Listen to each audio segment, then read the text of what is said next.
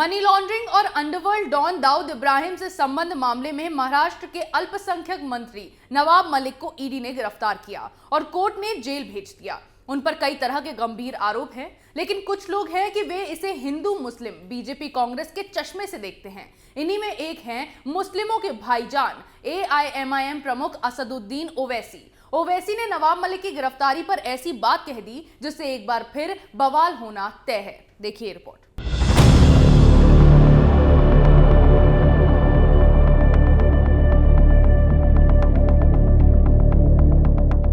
UP में 5वें चरण के चुनाव होने वाले हैं। इस चुनावी जंग में असदुद्दीन ओवैसी की पार्टी AIMIM दमखम से लड़ रही है। इसके लिए असदुद्दीन ओवैसी लगातार चुनाव प्रचार कर रहे हैं, लेकिन ओवैसी इस चुनाव प्रचार में अपने मुस्लिम प्रेम को खुलकर सामने प्रदर्शित कर रहे हैं। ओवैसी की चिंता चुनाव से ज्यादा कई तरह के आरोप झेल रहे और जेल में बंद मुस्लिम नेताओं के लिए है। सिद्धार्थनगर जिले में प्रचार करने पहुंचे ओवैसी का दर्द मनी लॉन्ड्रिंग की केस में जेल गए नवाब मलिक के लिए छलका। उन्होंने एनसीपी नेता नवाब मलिक की गिरफ्तारी को लेकर निशाना साधा और कहा कि आज नवाब मलिक जेल में हैं, लेकिन उसी सरकार के लोग बाहर घूम रहे हैं। सीधे तौर पर उनका ये निशाना CM उद्धव ठाकरे की तरफ था। उन्होंने कहा कि इस बात को समझना जरूरी है। ओवैसी यही नहीं रुके। उन्होंने आगे कहा कि आजम खान मंत्री थे, अखिलेश यादव मुख्यमंत्री थे। आज आजम खान जेल में हैं और अखिलेश यादव बाहर आजाद घूम रहे हैं। महाराष्ट्र राष्ट्रवादी कांग्रेस के नेता नवाब मलिक को आज जेल में भेज दिया गया। वो भी ऐसे इल्जाम में मुकदमा लगाया गया जब वो कानून था ही नहीं।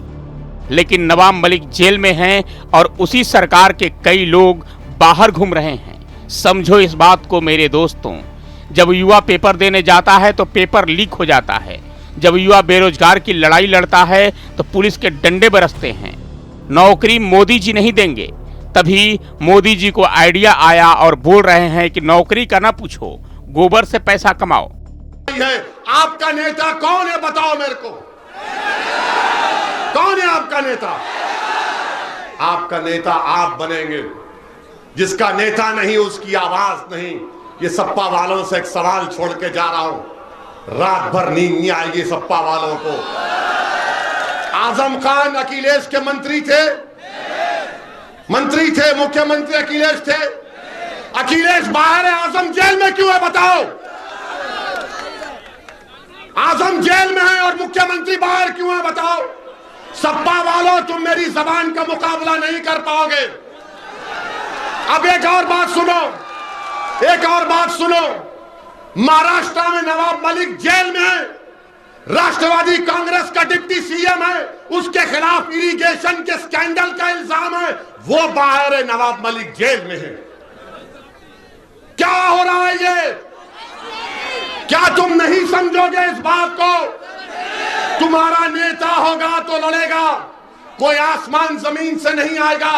समझो मेरे भाई, वक्त है अभी। मेरी इज्जतदार मां और बहनों, हिम्मत और हौसले से काम करो और 27 तारीख के दिन पूरे एतमाद के साथ पतन के निशान पर बटन दबाकर अपनी भागीदारी और हिस्सेदारी के लिए में अपने आप को कामयाब करिए। आपको बता दें कि ओवैसी यहां जन अधिकार मोर्चा के प्रत्याशी सरफराज अंसारी के लिए वोट मांगने पहुंचे थे।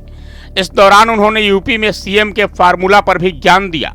ओवैसी ने सभा को संबोधित करते हुए कहा कि यूपी में यदि भागीदार मोर्चा की सरकार बनी तो पहले 2.5 साल के लिए बाबू सिंह कुशवाहा मुख्यमंत्री बनेंगे और फिर 2.5 साल के लिए दलित समाज से किसी को मुख्यमंत्री बनाया जाएगा।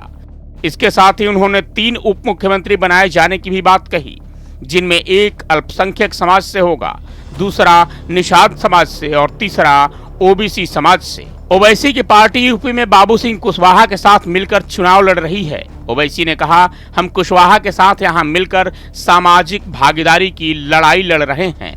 लेकिन चुनाव प्रचार के दौरान भी ओवैसी ने अपना मुस्लिम प्रेम दिखा दिया। सबसे बड़ी चीज कि महाराष्ट्र के CM उद्धव ठाकरे और उत्तर प्रदेश के पूर्व CM अखिलेश यादव पर निशाना साधा। अब आप समझ गए होंगे कि एक भाई जेल में है तो दूसरे की जान निकल रही है, लेकिन ओवैसी ये भूल गए कि उनके इन भाईजान पर किसी के जान लेने वालों के साथ संबंध होने की बात सामने आई है।